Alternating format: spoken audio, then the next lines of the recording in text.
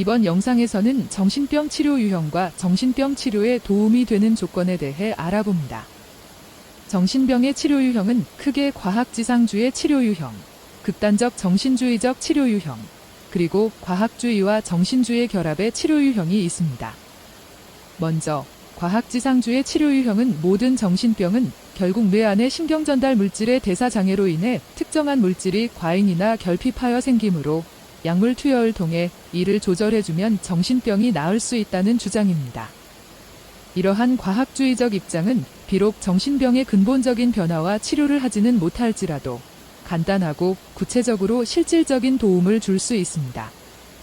약을 먹음으로써 일정 정도로 삶의 밸런스와 일상생활을 유지하게 해주고 약만 먹으면 되기 때문에 간단하고 편리하다고 생각할 수 있습니다. 까다롭고 힘든 정신분석 과정을 거칠 필요가 없어 보이기도 합니다. 하지만 아직까지는 개발된 약의 종류가 제한적이고 부작용 등으로 인해 지속적인 발전이 필요하며 정신병의 뿌리를 제거하기 위해서는 정신분석 과정이 동반되어야 합니다. 앞서 말씀드린 것처럼 정신병은 그 개인에게 발병되는 과정이 모두 다르고 비슷한 양상을 보이더라도 근본적인 치료를 위한 원인과 해결책은 개인마다 다릅니다. 이 때문에 정신병의 근본적인 치료 방식은 개별적이고 특정한 개인의 발병 과정을 정확히 파악하고 그 뿌리를 제거하여야 하는 것입니다. 신체적인 병의 경우는 감염되면 환자들이 보이는 증상과 발병 과정이 같고 항생제도 동일한 종류가 사용됩니다. 당뇨병이나 고혈압의 경우도 약물 투여를 통해 수치를 정상 범위로 유지하며 충분히 관리할 수 있습니다. 하지만 정신병의 경우는 약물 치료만으로는 그 뿌리에 놓여있는 핵심 문제를 치료할 수 없고 겉으로 보이는 증상이 완화되기는 하지만 약물 치료를 멈추면 다시 재발되는 악순환에 놓이게 됩니다.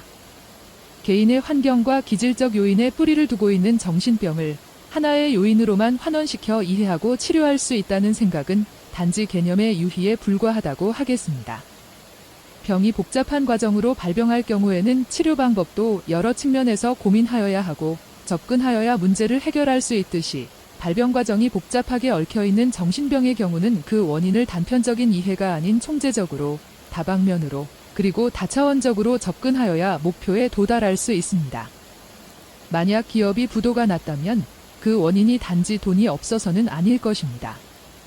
돈을 관리하는 기업의 방식이나 사업 운영 방식, 의사 결정 방식, 영업 방식의 부재, 외부 조건의 변화, 기업 내 갈등 상황 등 여러 가지 요인이 복합적으로 작용하여 그 사태에 이르렀을 것입니다. 그러므로 이때 돈만 대어준다고 문제가 해결되지 않듯이 정신병으로 일상이 위협받는 심각한 상태에 이르렀다면 이를 총체적으로 파악하고 여러 가지 면에서 평가하고 정확히 문제를 짚어내어야 병의 치료라는 목표에 도달할 수 있을 것입니다. 그러므로 과학지상주의 치료 방식은 아직까지는 무리가 있으며 억지스러운 부분이 있다 하겠습니다.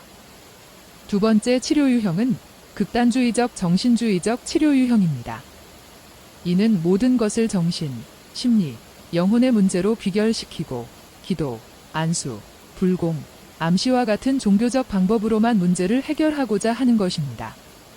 과학적인 관리나 치료 방법을 무시하고 신비, 정신, 초능력, 투시력, 역술, 굿 등의 종교적이고 미신과 같은 방법들을 동원하여 병을 치료하고자 하는 것입니다. 이들은 정신병은 몸의 병이 아니고 정신의 병이므로 약물로는 치료가 안 된다고 주장합니다.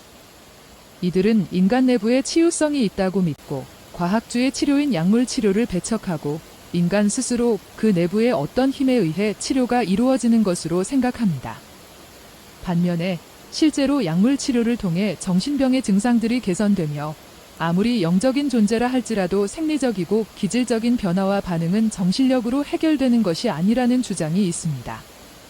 그리고 각 개인의 병의 양상이 모두 다른 것을 인정하면서 구체적인 방법을 제시하지 못하고 막연하고 추상적으로 기도하면 나을 수 있다는 답변은 해결책이 되지 못하며 이러한 극단주의적이고 단면적인 정신주의적 치료 경향은 정신병의 뿌리를 제거하는 데에는 좋은 치료 방법이 되지 못합니다.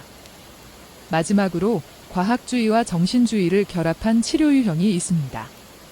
이는 필요할 때에 약을 먹고 자기 자신만이 노력할 수 있는 다른 방법을 절충하는 것입니다. 예를 들면 종교 생활을 지속하고 그 안에서 정신적인 도움을 받으면서도 굳이 약을 마다하지 않으며 약을 먹고 도움을 받을 수 있다면 그것이 옳다고 생각하는 것입니다. 이 방법은 다른 방식들의 좋은 점은 받아들이고 좋지 않은 점은 버릴 수 있어서 실제로 많은 도움을 주며 현재 대다수의 사람들이 채택하는 방식으로 가장 적당한 방법처럼 보입니다. 하지만 이론상으로는 가장 합리적이고 효과적인 방법으로 보이지만 실제 현실에서는 그대로 적용하기 어려운 점이 있습니다. 약을 먹고 안 먹고의 기준이 정해져 있지 않고 개인에 따라 시기와 조건이 모두 달라 어떤 판단을 내려야 할지 알 수 없습니다. 정신적인 방법 또한 어떤 기준이나 한계가 분명하지 않기 때문에 미신이나 망상에 빠져버릴 위험이 있습니다. 이러한 혼란이 반복되다 보면 병은 자꾸만 만성적으로 빠져들게 되고 나아진 것 같지만 충격적인 스트레스를 경험하면 증상이 다시 심해지고 약을 다시 먹게 되는 경우가 대부분입니다. 그러므로 문제의 핵심을 해결하지 않고 미루게 되면 결국은 몸과 마음이 황폐화될 수밖에 없습니다. 정신병을 고치기가 어려운 점은 회복 가능한 많은 사람들이 만성화에 빠져들고 이로 인해 치료의 성공이 매우 어렵기 때문입니다. 그러므로 과학주의와 정신주의를 결합하는 방법의 문제점이 좀 더 보완된 적극적이고 근본적인 치료의 방법이 필요합니다. 아직은 정신병에 대하여 대다수의 사람들이 잘 알고 있지 못하며 치료가 된다는 것에 대해서도 의아해할 것입니다.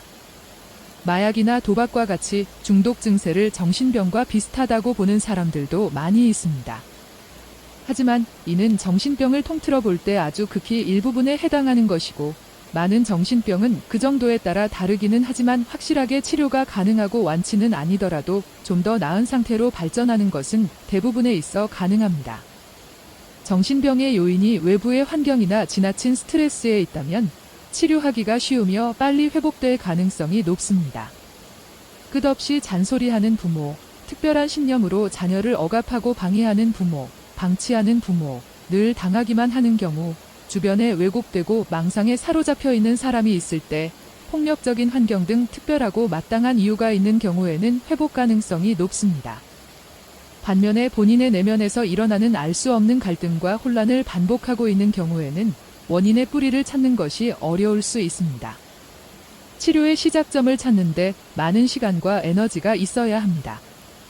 또한 정신병이 발병하기 전 본인과 가족들의 사회적 수준이 높았다면 회복에 좋은 조건입니다. 특히 본인의 수준이 높았던 경우가 회복 가능성이 으뜸이고 보호자의 자질, 정성, 성실과 노력이 매우 중요합니다.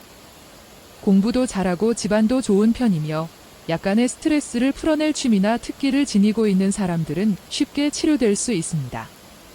환자의 보호자 역시 인격을 두루 갖추고 있고 지적, 경제적 능력이 있다면 치료에 좋은 조건이라고 말할 수 있겠습니다. 마지막으로 치료자가 다음의 조건을 갖고 있는 경우 정신병 치료가 잘 진행될 수 있습니다. 치료자가 환자를 이해하고 환자 말을 많이 들어주고 스스로 길을 찾도록 유도해주며 보호자와 함께 문제를 해결할 의지가 있는 경우입니다.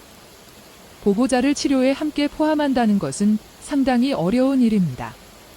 그러나 보호자의 참여와 도움이 치료의 방향을 정하고 좌표를 정하는 데 도움이 되며 환자의 말만으로 치료를 정하기보다 보호자의 참여와 적극적인 도움이 치료를 더욱 빨리 그리고 정확하게 진행할 수 있게 할 것입니다.